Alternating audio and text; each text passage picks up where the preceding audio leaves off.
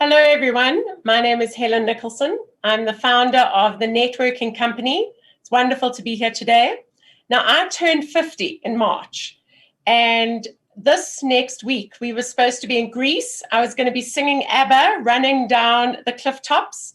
And of course, that is not where we are right now. So I think 2020, I think you would agree, was written by Stephen King and directed by Quentin Tarantino. So how do we manage ourselves during this time? And we have been running programs that teach people around mindfulness and resilience for 15 years. And I personally have never needed my toolkit as much as I have this year. So I want to share a couple of tips that I think will be hopefully as beneficial for you as what they've been for me. And the biggest one is that stress is not the bad guy. So you may be sitting here saying, Helen, that sounds very strange. I'm overwhelmed. I never get to the end of my to-do list. I'm tired. I collapse in a heap in front of the TV every night. Then who is the bad guy? What we've realized through this work is stress often forces you to your high performance state. It's often where you do your best work. It's where your adrenaline and cortisol is high, and that serves you. Just think of when you were writing an exam, that the day before you were expected to perform, your adrenaline and cortisol were helping you so you could absorb all this information to perform at your exam the next day.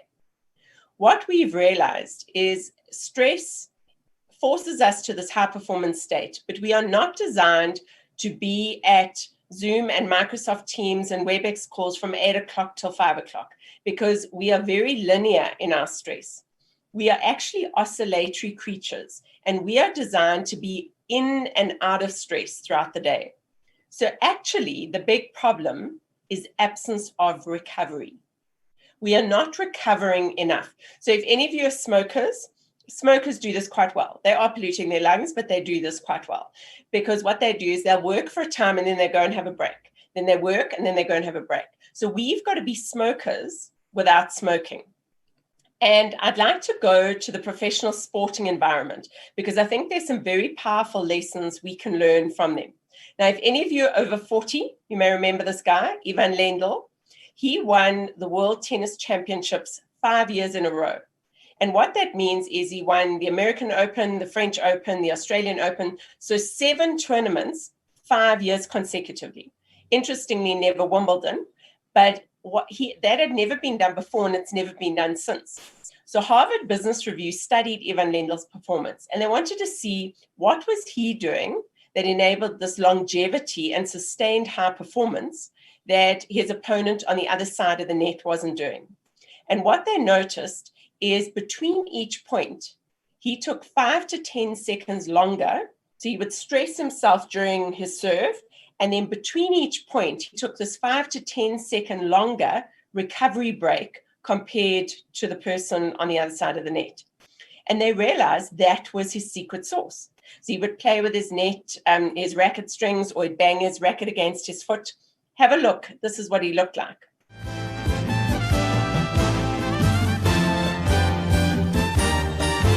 As expected from the defending champion, Lendl slowly began to rebound, countering McEnroe's precise volleys with his own arsenal of rocketing serves and skyward lobs.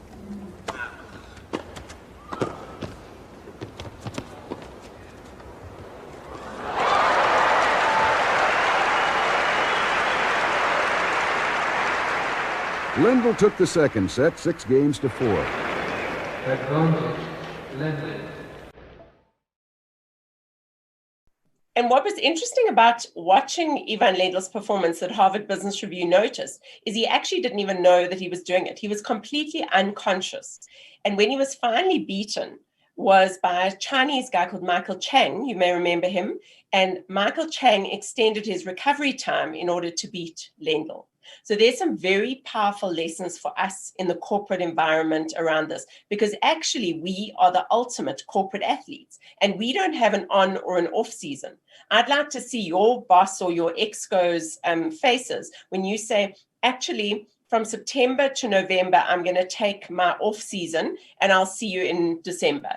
We don't have that luxury. We're lucky if we get 3 weeks a year. And that whole business of taking one December holiday does not work. It didn't work prior to COVID, and it definitely doesn't work now. So when we first ran our program, we used to run it at the High Performance Center in Pretoria. And I don't know if any of you have ever been there. It's where our athletes get ready when they're going to go and compete internationally.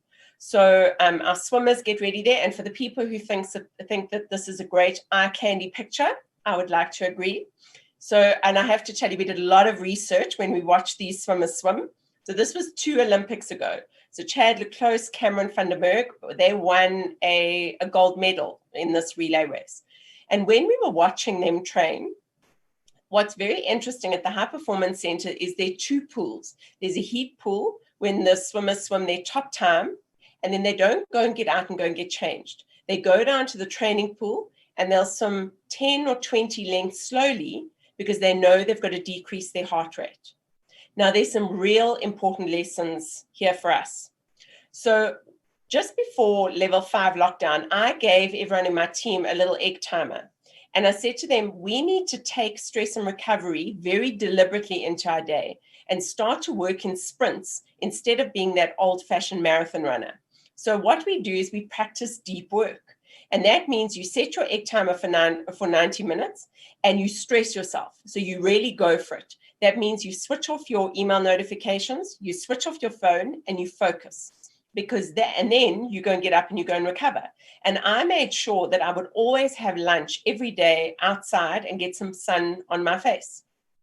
So I love words, and I'd like you to think of your day as a sentence.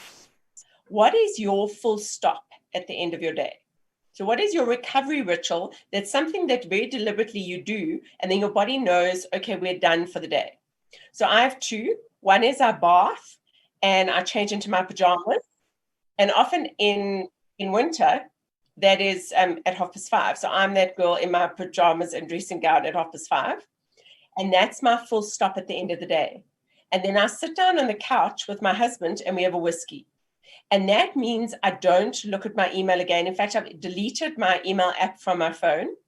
And there've probably been 3 times in the last 6 months where there've been big crises that I had to deal with, where I've engaged with my mail. And the second thing is I'll go into social media a couple of minutes before, sometime before I go to bed. But that business of sitting on your laptop in bed is compromising our sleep. So I'd like to extend that metaphor and say, if you imagine your paragraph as a week, how do you recover on the weekend? So I'll share some of my recovery rituals with you. And remember, recovery will look different to you as it looks to me. So, for example, my husband loves MotoGP. Now, I can't stand MotoGP. So I'll sit outside when that's going on, but that's recovery for him. So there are 2 recovery rituals I have going on a Friday night and Saturday. Friday night, we get knickknacks, You Magazine, and we have a braai. And that happens every Friday in our house. And I must tell you, it makes me really happy. And then my body starts to actually relax. And on Saturday, and I've been playing around with this for the last year, is I have a digital detox. So I go for a run with my friends. We have coffee, which obviously hasn't happened that much recently. But then I take my phone, I put it in a drawer, and I literally lie horizontal. I watch Netflix or I read a book. And for at least 3 or 4 hours. And I notice how difficult that is to take away my phone. But that enables me to properly actually relax. So my question to you is, do you run around with lots of family responsibilities and errands on the weekend and watch carte blanche on a Sunday night, which is a very bad way to start your week? So news interferes a lot with recovery. So take social media and news in very small bites, especially at the moment. And then if you imagine your chapters a month, how do you recover monthly?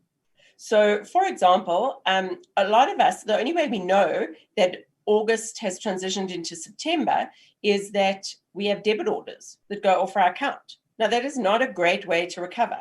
And I'd like to encourage you to put some kind of celebratory recovery ritual in place. I have had a life philosophy: when the going gets tough, the tough go to spas. So I have made a facial or massage appointment on the last Friday of every month. And obviously that didn't happen recently, but now I'm back on track, and I make them in January so that even if I have to change them, I'm taking responsibility for my recovery. And then lastly, we've already alluded to, but we have a very old-fashioned paradigm of this one break. I learned a lot from a colleague where he gets one of those big planners that come out in September.